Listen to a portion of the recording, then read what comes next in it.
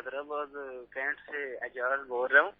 میرا یہ پرابلم ہے، میرا وزن بہت بڑھ گیا، موٹاپا بہت ہو گیا، تو آپ ایسا روحانی علاج آپ بتا دیں جس سے میں اپنے موٹاپے کے کنٹرول کر سکوں، اپنی بھوک پہ کنٹرول کر سکوں.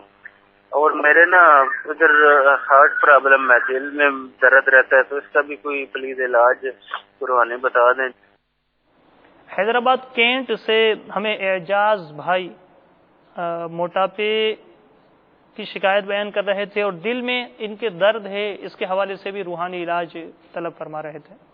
دعوت اسلامی کے اشاعتی ادارے مکتبۃ المدینہ کی مطبوعہ گھریلو علاج میں میرے شیخ طریقت امیر اہل سنت نے موٹاپے کا علاج حدیث پاک کی روشنی میں نقل فرمائے.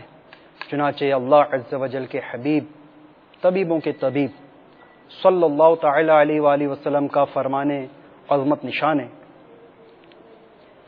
کہ بھوک کے 3 حصے کر لیے جائیں، ایک حصہ غذا، ایک حصہ پانی اور ایک حصہ ہوا اور سانس. اگر کھانے میں یہ طریقہ اپنا لیا جائے تو انشاءاللہ عز و جل نہ بدن کبھی موٹا ہوگا، نہ وزن بڑھے گا، نہ ہی پیٹ کے مختلف قسم کے امراض لاحق ہوں گے، نہ گیس، نہ قبض وغیرہ وغیرہ. مگر ہائے لذت خو نفس کی حیلہ بازیاں. ہمارے اعجاز بھائی نے دل کی تکلیف کا بھی حل مانگا ہے.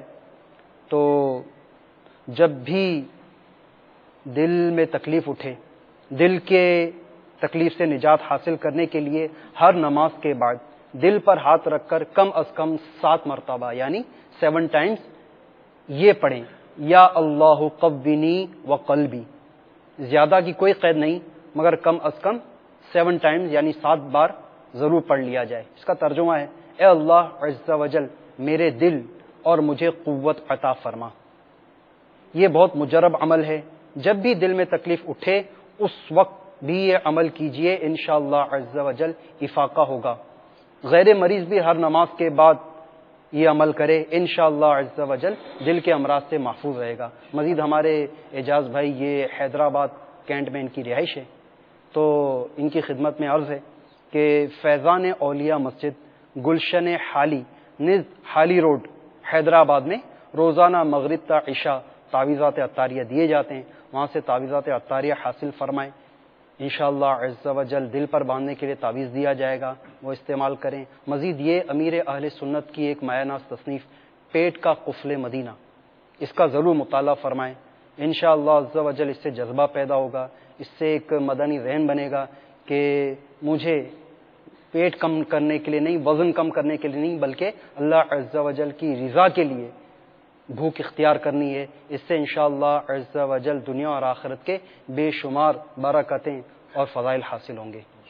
آپ نے بڑے اچھی توجہ دلائی کہ اللہ تبارک و تعالیٰ کی رضا کے حصول کی نیت یہ رکھنی چاہیے کہ واقعی اس میں کئی ایسی روایتیں بھی موجود ہیں کہ جو کم کھانے پر ابھارتی ہیں. تو اس کو پیش نظر رکھ کر انشاءاللہ الرحمن عمل کریں گے تو اللہ تبارک و تعالیٰ کی رضا بھی حاصل ہوگی اور ضمناً انشاءاللہ یہ فوائد بھی حاصل ہوں گے. صلو علی الحبیب صلی اللہ تعالی علی محمد.